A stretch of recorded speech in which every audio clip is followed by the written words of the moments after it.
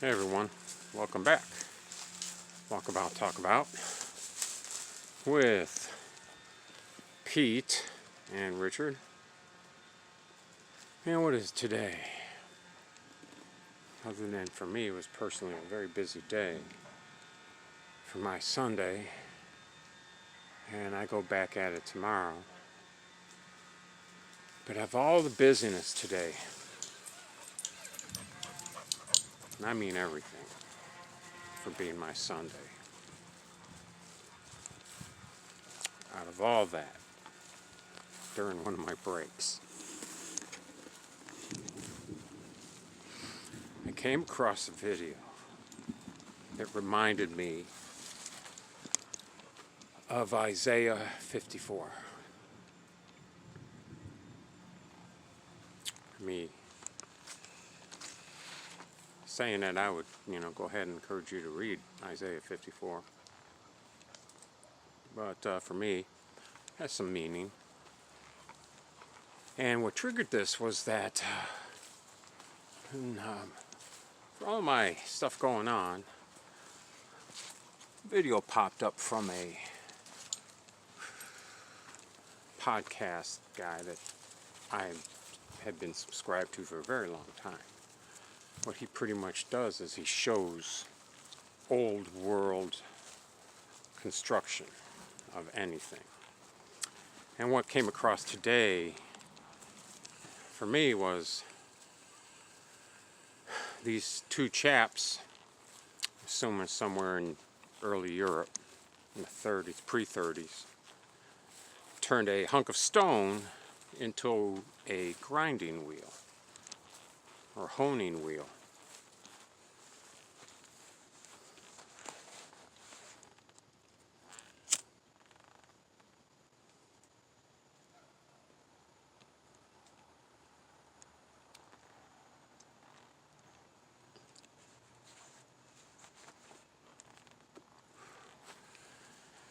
And they did it all by hand.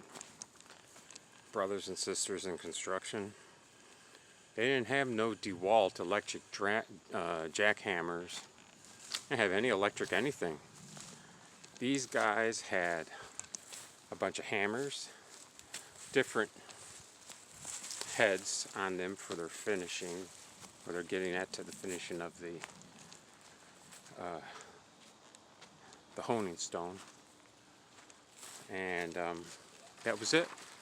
Everything was manual. And these two old chaps, man, banged away at this thing until they got that sucker perfectly round with a center hole to mount it on the shaft so it could be used as a honing stone to sharpen all kinds of instruments.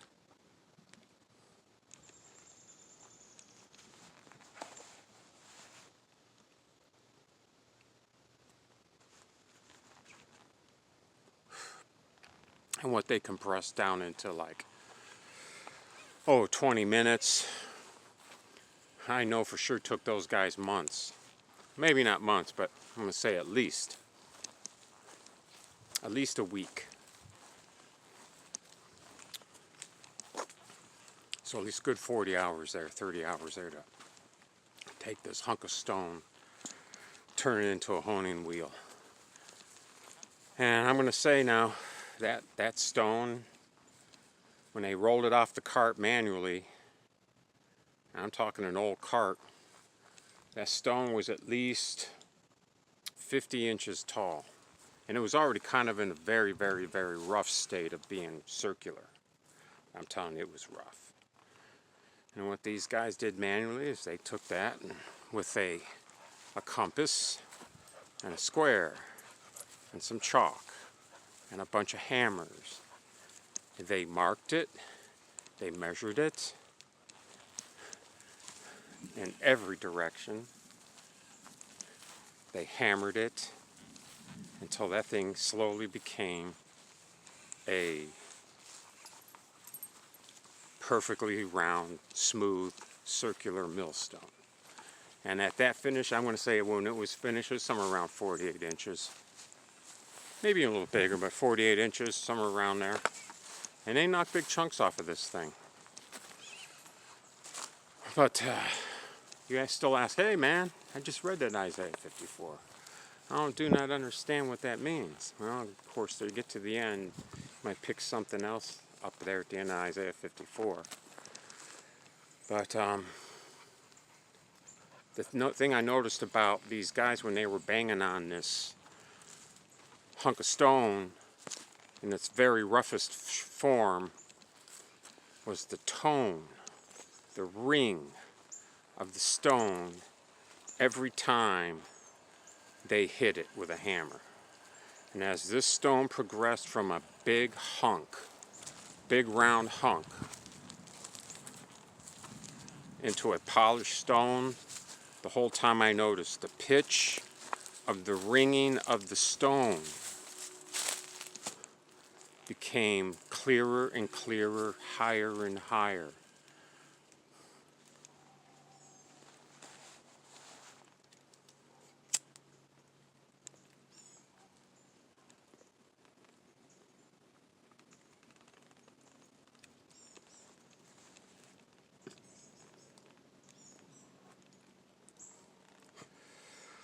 And in one part of in a specific few minutes, minutes into the video, as these guys made this thing start ringing louder and louder, the cameraman pulled his camera back and through an old black and white lens in the 30s somewhere, showed up way off in the distance as a silhouette, a church. And you could tell it was a church, and it was an old Catholic church in some old town. And that's when God spoke to him, and he's like, Isaiah 54 popped right into my spirit. So my brothers and sisters, go ahead and read Isaiah 54, and this is because when the Father spoke to me and said that, I became encouraged. Sometimes when you think the world is hammering you the hardest and you can't take no more, every time the hammer hits you, especially someone who walks with the Lord and is led by His Spirit, your spirit sings higher and higher. I still believe in your word, Father. I still trust what you say. Circumstances do not always assist us in obtaining what we feel is important in life. But at the end of the day, that stone, as a potter's hunk of clay cannot say unto the one yielding the hammer, what are you fashioning me into? But know this, when those men were done with that hunk of stone, it had a beautiful sing to it. And I can imagine from that day on and for who knows how many decades, every time a piece of steel was run across that stone, it rang, and the metal that ran across it rang also. So in a sense, think of it as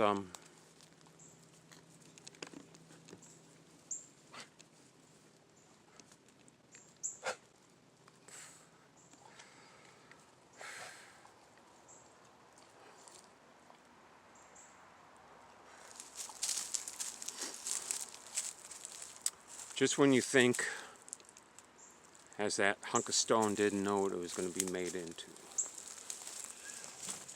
But the Masons knew what they needed to have made, because those Masons knew there was a purpose that needed this stone for. And they hammered it and measured it, marked it, hammered it, measured it, marked it. And every time they hit that thing, that hunk of stone, it turned from a thing into a very important tool that men need for sharpening steel. And it had a ring, a sing, like it was praising God. For a man of God who walks by faith, man of faith, you know, we cling on to certain promises, and sometimes circumstances in the world don't meet up to the expectations of what we're believing God for. But at the end of the day, because God has given us Jesus Christ and what He's done for us on the cross, He's a good and faithful shepherd. And He will appoint a smith, angels, circumstances, friends, enemies, life. But by the time life is done banging on you, those of you who walk by faith, believe in Jesus Christ, He will have made you into a very useful tool. And in that case, it was to sharpen a lot of steel. And that is a lot of steel that that thing can sharpen. Yeah, so just want you all to take away Isaiah 54. Go check it out. Be encouraged. And just remember, sometimes life's hitting you pretty hard. But remember, grab a hold of the promise of God in the Scriptures. Hang on to it. Call Him out on it. See if He does not. Well, at the end of the day, you're going to become the very tool. And as sometimes the temperatures of life, in other words, these guys banging on this stone more and more and more and more, and less of what the stone used to be is gone, and more of what they saw inside of the stone is revealed.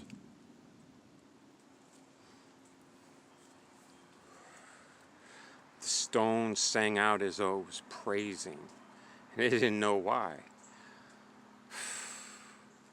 But every time it was hit, it rang and sang, and it singed out a very high praise.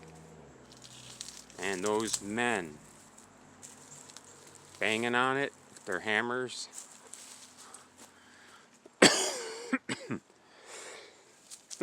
I often question, hey man, I hear this here on the audio on this side. I'm a guy from out of construction and banged a lot of hammers inside of closed rooms, and I tell you what, to this very day, I suffer from tinnitus. But an interesting thing I notice about tinnitus is it helps me recognize musical notes. So it assists me in my ability to pick up on a chord real quick when I'm playing either my harmonica or keyboards, such as that. And I imagine those men's ears, they rang, but the pitch of their ringing always came back into the sound they needed to hear from that hunk of stone until it became that honing wheel. So, my brothers, I think I'll pause this here and go up into part 2, and I will see you in part 2 with Richard and Pete. Walk about, talk about.